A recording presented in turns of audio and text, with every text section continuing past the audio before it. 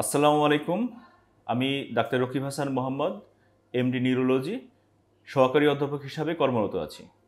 আমরা এখন কথা বলবো হাত পা কাঁপা নিয়ে।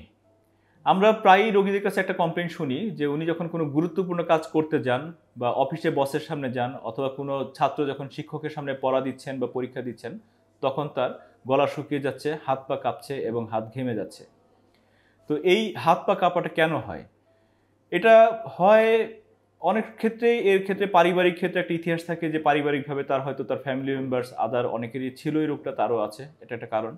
আরেকটা হচ্ছে যে বিনাইন অ্যাসেনশিয়াল ট্রেমর, যেটা হতেই পারে, এটা শরীরের একটা স্বাভাবিক প্রতিক্রিয়া। আর কোনো কোনো ক্ষেত্রে কোনো কাজকে যদি আপনি অতিরিক্ত চাপ বা স্ট্রেস মনে করেন, সেই ক্ষেত্রেও তার প্রতিক্রিয়া হিসাবে আপনার এই ধরনের কাঁপাকাঁপি হতে পারে। আবার কিছু কিছু ওষুধ আছে, যেমন শ্বাসকষ্টের জন্য ব্যবহৃত ওষুধ বা অতিরিক্ত কফি খাওয়া, অতিরিক্ত চা খাওয়া বা ঘুম কম হওয়া, এ ধরনের ক্ষেত্রেও আমাদের এই হাত পা কাঁপাকাঁপি রোগটা তৈরি হতে পারে। তো তাহলে আমরা করবোটা কি আসলে? করার বিষয়টা খুব সাধারণ, যে আমরা ঠিকমতো ঘুমাবো, মানসিক চাপ নিব না, কোনো চাপকে আমাদের জন্য অতিরিক্ত মনে করব না, সব কাজকে সহজভাবে নিব, অন্যেরা যেভাবে নেয় সেভাবে নেওয়ার চেষ্টা করবো, রিল্যাক্স থাকবো, দেখা যাবে যে হাত পা কাঁপাকাঁপি চলে গেছে।